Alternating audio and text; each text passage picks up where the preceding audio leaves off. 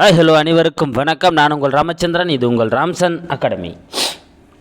So நண்பர்களே, நம்ம பாருங்கள், +1 தமிழ் புக்கை ஸ்டார்ட் பண்ணோம். ஸோ வெற்றிகரமாக +1 தமிழ் புக்கை நம்ம என்ன பண்ணிட்டோம், முடிச்சிட்டோங்க. ஸோ 8 யூனிட் இருந்தது, 8 யூனிட் நம்ம முடிச்சிட்டோம். ஸோ அடுத்து நம்ம பார்க்க வேண்டியது இதுக்கான ரிவிஷன் டெஸ்ட்டு தான். ஓகேங்களா? ஸோ இதுக்கான ரிவிஷன் டெஸ்ட்டை பற்றி நம்ம டீட்டெயில்ஸ் கொடுத்துடலாம். இப்போ பார்த்திங்கன்னா இதில் நம்ம ஆல்ரெடி குரூப்பில் நம்ம கொஸ்டின் போட்டதால் இதுக்கான எக்ஸ்ப்ளனேஷன் வீடியோ தான் நம்ம பார்க்க போகிறோம். சரி, வாங்க வீடியோக்குள்ளே பார்க்கலாம். அதுக்கு முன்னாடி நம்ம சேனலுக்கான புதுசாக வந்தால் நம்ம சேனலை சப்ஸ்கிரைப் பண்ணிங்க, கூடவே பக்கத்தில் இருக்கிற பெல் பட்டனை கிளிக் பண்ணி நோட்டிஃபிகேஷன் ஆல் அப்படின்றதையும் கொடுத்துங்க. அப்போ தான் நம்ம போடுற வீடியோஸ் உடனடியாக உங்களுக்கு வந்துட்டுருக்கும். ஸோ அது இல்லாமல் தனி டெஸ்ட் குரூப் வச்சுட்ருக்கோம். அதுக்கான லிங்க் டிஸ்கிரிப்ஷன் இருக்குது, நீங்கள் அந்த லிங்க்கில் ஜாயின் பண்ணிக்கலாம். ஓகே, கூட்டுரை கவனி. இங்கே பாருங்கள், தாகூர். ஸோ தாகூர் சார்ந்த அந்த கூற்றுகள் தாங்க இங்கே கொடுக்கப்பட்டிருக்கு. பாரம்பரியத்தில் வேரூன்றிய நவீன மனிதர். ஸோ பாரம்பரியத்தில் வேரூன்றிய நவீன மனிதர். ஆமாங்க, ஸோ வேறு அழைக்கப்படுறார். கரெக்டு தான். ஸோ உங்களுக்கு பாருங்கள், கொஸ்டின் உங்களுக்கு டிஸ்பிளே ஆகும். ஸோ புதுசாக யாருனா இந்த வீடியோ பார்க்குறீங்க, புதுசாக யாருனா இது பண்ணுறீங்க அப்படின்னா, ஸோ இந்த வீடியோ நீங்கள் என்ன பண்ணலாம், டெஸ்ட்டு நீங்கள் அட்டன் பண்ணிக்கலாம். ஸோ யாரா புதுசாக வந்தால் நம்ம சேனலில் சப்ஸ்கிரைபும் பண்ணிக்கோங்க. கிழக்கையும் மேற்கையும் இணைத்த தீர்க்கதரிசி. ஓகேங்களா? ஸோ கிழக்கையும் மேற்கையும் இணைத்த அந்த தீர்க்கதரிசியாக யார் அழைக்கப்படுறாருன்னா தாகூர் அழைக்கப்படுறாரு. இதுவும் கரெக்டு தாங்க. 1913ஆம் ஆண்டு நடைபெற்ற ஜாலியன் வாலாபாக் படுகொலை கண்டித்து தன்னுடைய சர்பட்டத்தை திரும்ப அளித்தார். ஓகேங்களா? தவறுங்க. ஏன்பா? ஆமாங்க, ஜாலியன் வாலாபாக் படுகொலையை கண்டித்து தான் அவர் என்ன பண்ணியிருப்பார், தன்னோட சர்பட்டத்தை திரும்பி கொடுத்துருப்பாரு. ஆனால் 1913 இல்லை, 1919. ஸோ 1919ஆம் ஆண்டு நடைபெற்ற ஜாலியன் வாலாபாக் படுகொலையை கண்டித்து தான் என்ன பண்ணியிருப்பார், இவரோட சர்பட்டத்தை திருப்பி கொடுத்துட்ருப்பார். அப்போ தேர்ட் ஒன்று எங்கே தவறாக இருக்குது. ஸோ 1-2 சரி அப்படின்றதுனால ஏதாங்க இதுக்கான ஆன்சர். ஸோ பாரம்பரியத்தில் வேரூன்றிய மனிதர், கிழக்கையும் மேற்கையும் இணைத்த தீர்க்கதரிசி, 1919ஆம் ஆண்டு நடைபெற்ற ஜாலியன் வாலாபாக் படுகொலையை கண்டித்து தன்னோட சர்பட்டத்தை என்ன பண்ணுறாரு, திரும்பி கொடுத்துட்றாரு. அடுத்து, தாகூரின் கூற்றுகளில் தவறானது எது? பாருங்கள், தாகூர் சார்ந்த அந்த கூற்றுகளில் தவறானது எது? கீதாஞ்சலி என்ற கவிதை நூலுக்கு இலக்கியத்துக்கான நோபல் பரிசு வழங்கப்பட்டுள்ளது. ஆமாங்க, கரெக்டு தாங்க. 1913. ஓகேங்களா? ஸோ 1913 1913 என்ன பண்ணுறாங்க, கீதாஞ்சலி அப்படின்ற இவருடைய ஒரு கவிதை நூலுக்கு என்ன பண்ணுறாங்க, இலக்கியத்துக்கான நோபல் பரிசு என்ன பண்ணியிருக்காங்க, கொடுத்துருக்காங்க. ஸோ கரெக்டு தான், கரெக்டு தான். 1921 விஸ்வபாரதி பல்கலைக்கழகத்தை நிறுவினார். ஆமாங்க. ஸோ 1921 என்ன பண்ணுறாருங்க, விஸ்வபாரதி பல்கலைக்கழகத்தை நிறுவியிருப்பார். இதுவும் கரெக்டு தான். குருதேவ் என அனைவராலும் அழைக்கப்பட்டார். ஆமாங்க, குருதேவ். ஸோ தாகூர் எப்படி அழைக்கப்பட்டார், குருதேவ் அப்படின்னு சொல்லிட்டு என்ன பண்ணப்பட்டார், அனைவராலும் அழைக்கப்பட்டார். இதுவும் கரெக்டு தான். இவரின் அமர் சோனார் பங்களா என்பது இந்தியாவின் நாட்டுப்பண்ணாக உள்ளது. தவறுங்க. ஏன்பா? ஏன்னா இவரோட ஜனகணமன அப்படின்ற பாடல் தான் இந்தியாவோட நாட்டுப்பண்ணாக இருக்குது. அமர்சோனா பங்களா, வங்கம் எங்கள் உயிர் மூச்சு அப்படின்ற பாடல் பார்த்தீங்கன்னா வங்காளதேசத்தோட நாட்டுப்பண்ணாக இருக்குதுங்க. ஓகேங்களா? அப்போ இந்தியாவின் நாட்டுப்பண்ணு அப்படின்றது தவறு. வங்காளதேசத்தோட நாட்டுப்பண்ணாக இருக்குதுங்க. ஓகேங்களா? சரிங்க. இப்போ அப்போது டி தான் எங்கே தவறாக இருக்குது. மீதெல்லாம் கரெக்டு தான். 1913 அவருக்கு நோபல் இலக்கியத்துக்கான நோபல் பரிசு கொடுத்துருக்காங்க. அடுத்து இவர் 1921 விஸ்வபாரதி பல்கலைக்கழகத்தை ஏற்படுத்துகிறார். குருதேவ் அப்படின்னு சொல்லிட்டு அனைவராலும் அழைக்கப்பட்டார். தாகூரோட ஜனகணமன அப்படின்ற அந்த பாடல் இந்தியாவோட நாட்டுப்பண்ணாகவும், அமர்சோனா பங்களா அப்படின்றது வங்கதேசத்தோட நாட்டுப்பண்ணாகவும் இருக்குதுங்க. அடுத்து, உடை அணிந்தேன் என்பதன் இலக்கண குறிப்பு யாது? என்னதுங்க? உடை அணிந்தேன் என்பதன் இலக்கண குறிப்பு யாது? சூப்பர். 2ஆம் வேற்றுமை தொகை. ஏதாங்க இதுக்கான ஆன்சர்? ஏன்பா? ஏன்னா உடையை அணிந்தேன், அப்போது ஐன்ற வேற்றுமை உருபுங்க மறைஞ்சு வரதுனால அது 2ஆம் வேற்றுமை தொகையில் வரக்கூடியது.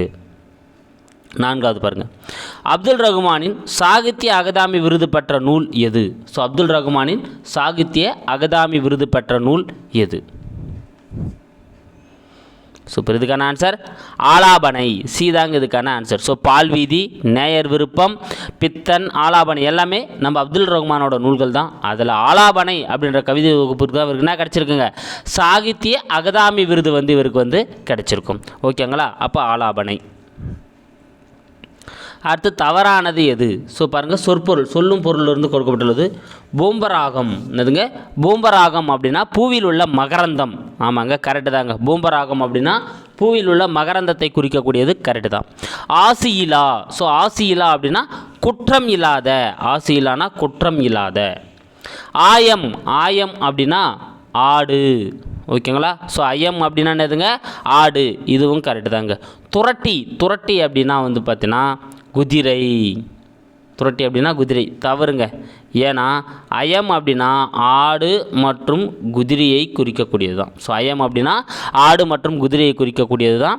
தோட்டி அப்படின்னா தான் துரட்டின்னு வரணும். தோட்டி அப்படின்னா தான் அதுக்கான மீனிங் என்னதுங்க, துரட்டின்னு வரணும். அப்போ டி தான் அங்கே தவறாக இருக்குது. டி தான் அதுக்கான ஆன்சர். ஸோ பூம்பராகம் அப்படின்னா பூவில் உள்ள மகரந்தம், ஆசையிலானா குற்றம் இல்லாத, தோட்டினா தான் துரட்டி, அயம்னா ஆடு மற்றும் குதிரை.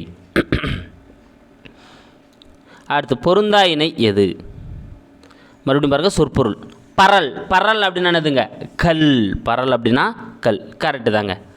அண்டயோனி பால்வெளி மண்டலம், பாருங்க அண்டயோனி அப்படின்னா பால்வெளி மண்டலம், தவறுங்க. ஏங்க, ஏன்னா ஞாயிறை குறிக்கக்கூடியது. அண்டயோனி அப்படின்னா ஞாயிறு. ஓகேங்களா, அண்டயோனி அப்படின்னா எதை குறிக்கக்கூடியது, ஞாயிறை குறிக்கக்கூடியது. ஓகேங்களா, சரிங்க. அப்போ இங்கே பி தான் தவறாக இருக்குது, ஞாயிறு. சாடு அப்படின்னா பாய், ஆமாம் கரெக்டு தாங்க. எழிலி, எழிலினா மேகம், இதுவும் கரெக்டு தான். ஓகேங்களா, அப்போ பி தான் தவறாக இருக்குது. அண்டயோனா ஞாயிறை குறிக்கக்கூடியது. அடுத்து 7வது கொஸ்டின் பாருங்கள். தமிழ் நாடக இலக்கண நூல்களில் பொருந்தாதது எது? தமிழ் நாடக இலக்கண நூல்களில் பொருந்தாதது எது? அகத்தியம், கூத்தநூல், சந்தம், மனோன்மணியனார் நாடகத் தமிழ் நூல். சூப்பர். எதுங்க, மனோன்மணியார் நாடக தமிழ் நூல் தாங்க இதில் பொருந்தாதது. ஓகேங்களா, அப்போ டி தான் இதுக்கான ஆன்சர். ஏன்னா அகத்தியம், குணநூல், கூத்தநூல், சந்தம், சயந்தம், செயன்முறை, செயிற்றியம், முறுவல், மதிவானார் நாடக தமிழ் நூல், நாடகவியல். ஓகேங்களா, ஸோ இதெல்லாம் தான் வந்து தமிழ் நாடக இலக்கண நூல்கள். ஸோ இதில் பொருந்தாது மனோன்மணியார் நாடக நூல்கள் தான் பொருந்தாது. ஓகேங்களா, என்ன வந்திருக்கணும், மதிவானார் நாடக தமிழ் நூல் தான் வந்து வந்திருக்கணும். பொருந்தா இணை எது?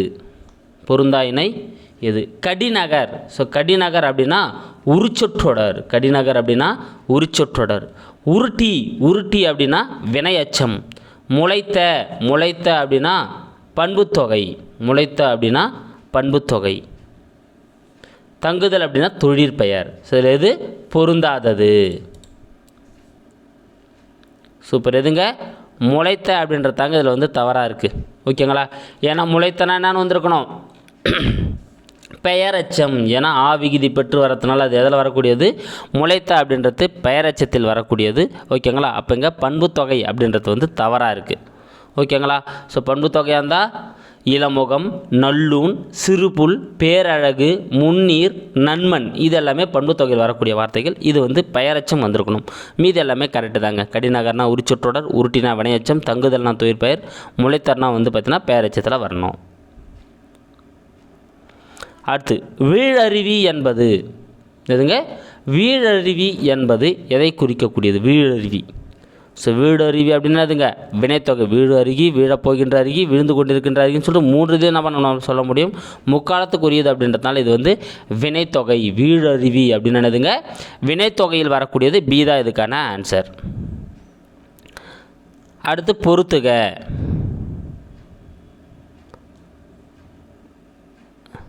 காலத்தச்சன், பாருங்கள் காலத்தச்சன்.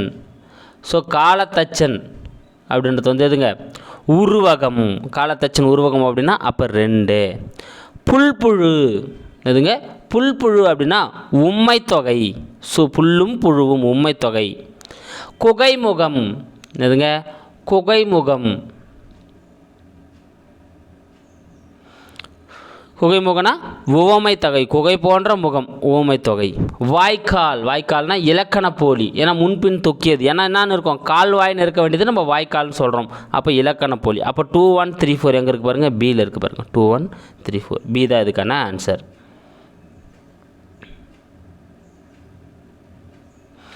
பூக்குலை என்பது, பூக்குலை என்பது செதுவரும் 2ஆம் வேற்றுமை உருவும் உடனும் பயன் தொக்க தொகையும், 3ஆம் வேற்றுமை உருவும் பயனும் உடன் தொக்க தொகையும். சூப்பர். 2ஆம் வேற்றுமை உருவும் பயனும் உடன் தொக்க தொகையும் வரணுங்க. ஏதா இதுக்கான ஆன்சர். ஏன்னா பூவை உடைய குலை. ஓகேங்களா, அப்போ பூவை ஐயனும் வேற்றுமை உருவு, அதனுடைய உடைய அந்த பயன்பட்டு வரதுனால அப்போ பூவை உடைய அப்படின்னு வரதுனால 2ஆம் வேற்றுமை உருவும் பயனும் உடன் தொக்க தொகையும். ஓகேங்களா, ஏதா இதுக்கான ஆன்சர். அடுத்த கொஸ்டின் பாருங்கள். தமிழின் முதல் பாவடிவ நாடக நூல் எது? தமிழின் முதல் பாவடிவ நாடக நூல் எது? ஸோ இப்போ இதுக்கான ஆன்சர் மனோன்மணியம். பி தாங்க இதுக்கான ஆன்சர். ஸோ மனோன்மணியம் தான் தமிழின் முதல் பாவடிவ நாடக நூல். ஓகேங்களா? அடுத்து மனோன்மணியம் சார்ந்த அந்த கூற்றுகள். ரிப்பன் பிரபு எழுதிய ரகசிய எனும் நூலை தழுவி ரகசிய வழி எனும் நூலை தழுவி தமிழில் எழுதப்பட்டது. ஓகேங்களா? தவறுங்க. ஏன்பா? ஏன்னா ரிப்பன் பிரபு இல்லை, லிட்டன் பிரபு. யாருங்க? லிட்டன் பிரபு அப்படின்றவர் எழுதிய ரகசிய வழி அப்படின்ற நூலை தழுவி தான் என்ன பண்ணப்பட்டிருக்கும்? இது தமிழில் மனோன்மணியத்தால் வந்து எழுதப்பட்டிருக்கும். சரி, மனோன்மணியம் பே சுந்தரனாரால் வந்து என்ன பண்ணப்பட்டிருக்கும்? எழுதப்பட்டிருக்கும். இது ஆசிரியர் பாவால் ஆனது. ஆமாங்க, இது கரெக்டு தான். இப்போ தான் பார்த்துலையா, வகையிலான ஒரு நாடக நூல்லாம் வந்து பார்த்தா இதுதான் ஆசிரியர் பாவால் ஆனது. கரெக்டு தான். 5 அங்கங்களையும் 20 களங்களையும் கொண்டது. ஆமாங்க, 5 அங்கங்களையும் 20 களங்களையும் கொண்டது. கரெக்டு தான். ஓகேங்களா? அப்போங்க 1 தவறாக இருக்குது, 2 3 சரி அப்படின்றதுனால பி தாங்க வந்து இதுக்கான ஆன்சர். ஸோ லிட்டன் பிரபு எழுதிய ரகசிய வழி அப்படின்ற நூலை தழுவிதான் எழுதப்பட்டது. ஆசிரியர் பாவால் ஆனது. இது 5 அங்கங்களையும் 20 களங்களையும் வந்து கொண்டது. ஓகேங்களா? அப்போ 2 3 சரி.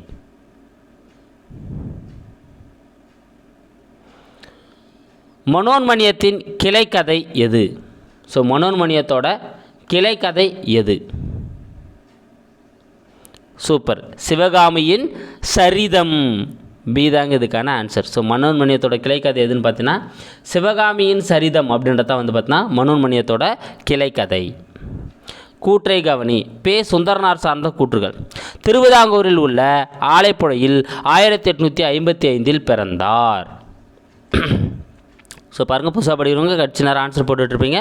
திருவிதாங்கூரில் உள்ள ஆலப்புழையில் 1855 பிறந்தார். ஆமாங்க, கரெக்டு தான். திருவனந்தபுரம் அரசு கல்லூரியில் தமிழ் பேராசிரியராக பணியாற்றினார். தவறுங்க. ஏன்பா? ஏன்னா தமிழ் பேராசிரியராக பணியாற்றலை, தத்துவ பேராசிரியராக பணியாற்றிருப்பார். ஓகேங்களா? திருவனந்தபுரம் அரசு கலைக்கல்லூரியில் தத்துவ பேராசிரியராக பணியாற்றிருப்பார். தமிழ் பேராசிரியர் அப்படின்றது வந்து தவறு. ஓகேங்களா? அப்போ செகண்ட் ஒன் தவறாக இருக்குது. சென்னை மாகாண அரசு இவருக்கு ராவ் பகதூர் பட்டம் வழங்கியது. சென்னை மாகாண அரசு இவருக்கு ராவ் பகதூர் பட்டத்தை வந்து என்ன பண்ணியிருக்காங்க? வழங்கியிருக்காங்க. ஓகேங்களா? அப்போ 1 3 சரிங்க.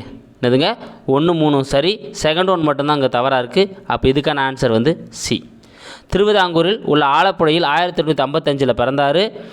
திருவனந்தபுரம் அரசு கல்லூரியில் வந்து பார்த்தீங்கன்னா தத்துவ பேராசிரியராக பணியாற்றியிருக்காரு. சென்னை மாகாண அரசு இவருக்கு ராவ் பகதூர் பட்டத்தை வந்து என்ன பண்ணியிருக்காங்க? வழங்கியிருக்காங்க. அடுத்து, திருநங்கைகளுக்கான முதல் கடவுச்சீட்டு, தேசிய விருது, மதிப்புறு முனைவர் பட்டம் பெற்றவர் யார்? ஸோ திருநங்கைகளுக்கான முதல் அந்த கடவுச்சீட்டு, தேசிய விருது, மதிப்புறு முனைவர் பட்டம்லாம் பெற்றவங்க யாருன்னு பார்த்தீங்கன்னா யாருங்க? நர்த்தகி நட்ராஜ். ஏதாங்க இதுக்கான ஆன்சர். ஓகேங்களா? ஸோ நர்த்தகி நட்ராஜ் தான் என்ன பண்ணியிருக்காங்க? இது எல்லாத்தையுமே வந்து என்ன பண்ணியிருக்காங்க? முதல் வாங்கின திருநங்கையாக இருக்காங்க. இப்போ ஏதா இதுக்கான ஆன்சர். அடுத்து, கூற்றை கவனி. இந்தியாவின் முதல் திருநங்கை காவல் உதவி ஆய்வாளர் பிரித்திகா யாசினி. ஆமாங்க, கரெக்டு தாங்க. ஸோ இந்தியாவோட முதல் திருநங்கை காவல் உதவி ஆய்வாளர்னா பிரித்திகா யாசினி. கரெக்டு தான். லோக் அதாலத் நீதிபதி பதவிக்கு நியமிக்கப்பட்ட திருநங்கை ஜோய்தா மெண்டல். ஆமாங்க, மேற்கு வங்கத்தை சேர்ந்தவங்க தான் இந்த ஜோய்தா மெண்டல். இவங்க என்ன பண்ணியிருக்காங்க? ஸோ இந்த லோக் அதாலத் அப்படின்ற நீதிபதியை என்ன பண்ணியிருக்காங்க? நியமிக்கப்பட்டிருக்காங்க. ஓகேங்களா? ஸோ நியமிக்கப்பட்ட முதல் பெண்மணி திருநங்கை வந்து இவங்க தான். கரெக்டு தான். தமிழ்நாட்டில் பள்ளி படிப்பு முடிக்கும் முதல் திருநங்கை தாரிகா பானு. ஆமாங்க. ஸோ 3ஆம் பாலினத்தவர் பிரிவு கொண்டு வந்ததுக்கப்புறம் ஸோ பள்ளி படிப்பு முடிச்சு இப்போ என்ன பண்ணிட்டு இருக்காங்க? சித்த மருத்துவக் கல்லூரியில் படிச்சுன்னு வந்துட்டுருக்காங்க. ஸோ தமிழ்நாட்டில் பள்ளி படிப்பு முடிக்கும் முதல் திருநங்கை வந்து பார்த்தீங்கன்னா தாரிகா பானு. அப்போ எல்லாமே இங்கே கரெக்டாக இருக்கிறதுனால இதுக்கான ஆன்சர் வந்து டி. அனைத்துமே சரி. அடுத்து, சிலப்பதிகாரத்தில் எத்தனை வகையான ஆடற்கலை குறிப்புகள் உள்ளன? ஸோ சிலப்பதிகாரத்தில் எத்தனை வகையான ஆடற்கலை குறிப்புகள் வந்து உள்ளன? ஓகேங்களா? ஏன்னா மாதவி வந்து ஆடற்கலை ரபல சொல்லியிருப்பாங்க இல்லையா? அப்போ எத்தனை வகையான ஆடற்கலைக்கான குறிப்புகள் இருக்கிறதுனா 11 வகையான ஆடற்கலைகள். அப்போ ஏதா வந்து இதுக்கான ஆன்சர். 11 வகையான ஆடற்கலையான குறிப்புகள் வந்து அங்கே சிலப்பதிகாரத்தில் வந்து இருக்குது. அடுத்து, அவ்வொலி வீசி எழுங்கள் என்று இளமை விருந்து நூலில் தமிழினை செழுமையுற செய்ய இளைஞர்களை அழைத்தவர். ஸோ தமிழினை வந்து செழுமையுற செய்யணும்னு சொல்லிட்டு இளைஞர்களை தட்டி எழுப்பியவர் யார்? அதுதாங்க சூப்பர். யாருங்க? திருவிக்கா. பி தாங்க இதுக்கான ஆன்சர். ஸோ அவ்வொலி வீசி எழுங்கள்னு சொல்லிட்டு தமிழில் வந்து தமிழினை செம்மையோடு செய்கிற இளைஞர்கள் வந்து எழுப்புந்து யாரானா திருவிக்கா தாங்க வந்து எழுப்பியிருப்பார். அடுத்து, கூற்றை கவனி. திருவிக்கா சார்ந்த கூற்றுகள். தொடக்க கல்வியை தந்தையிடம் கற்றார். ஆமாங்க, திருவிக்கா வந்து பார்த்தீங்கன்னா தொடக்க கல்வியை தந்தையிடம் தான் கற்றிருப்பார். கரெக்டு தான். கதிரை வேளரிடம் தமிழ் படித்தார். ஸோ தமிழ் வேளரிடம் வந்து என்ன பண்ணியிருப்பார், கதிரை வேளரிடம் என்ன பண்ணியிருப்பாருங்க, தமிழை வந்து கற்றுன்னு இருப்பார். தணிகாச்சலம் என்பவரிடம் தமிழோடு சைவ நூல்களையும் பயின்றார். ஸோ தணிகாச்சலம் அப்படின்றவர் என்ன பண்ணியிருப்பார், சைவ நூல்களையும் பெற்றிருப்பார். ஸோ இவர் தமிழ் தென்றல் அப்படின்னு அழைக்கப்பட்டிருப்பார். திருவிக்கா இவர் என்னென்ன நூல்கள் எழுதியிருப்பார்னா, பெண்ணின் பெருமை, முருகன் அல்லது அழகு, மனித வாழ்க்கையும் காந்தியடிகளும், என் கடன் பணி செய்து கிடப்பதே, முருகன் அல்லது அழகு, சைவத்திரவு, இந்தியாவும் விடுதலையும், புதுமை வேட்டல், இதெல்லாமே வந்து இவர் எழுதிய அந்த நூல்களுங்க. ஓகேங்களா? ஸோ கைஸ், வெற்றிகரமாக நம்ம பார்த்துட்டோம். இதுக்கான ஆன்சர் டி அனைத்துமே இங்கே சரியாக தான் இருக்குங்க. சரியா? அப்போ நம்ம 8 நம்ம என்ன பண்ணிட்டோம், முடிச்சிட்டோம். அடுத்து 11th ரிவிஷன் தான் நம்ம வந்து பார்க்கணும். ஸோ அதுக்கான அப்டேட் உங்களுக்கு நான் கொடுத்துட்றேன். ஸோ 11th புக்கை ரிவிஷன் பண்ணிவிட்டு தயாராக இருங்க. Thank you guys. அடுத்த வீடியோவில் உங்களை நான் சந்திக்கிறேன். வீடியோக்கு லைக் பண்ணுங்கள், ஷேர் பண்ணுங்கள், சப்ஸ்கிரைப் பண்ணுங்கள். கூட உங்களோட மார்க் எவ்வளோ அப்படின்றதையும் கமெண்ட்லேயும் சொல்லுங்கள்.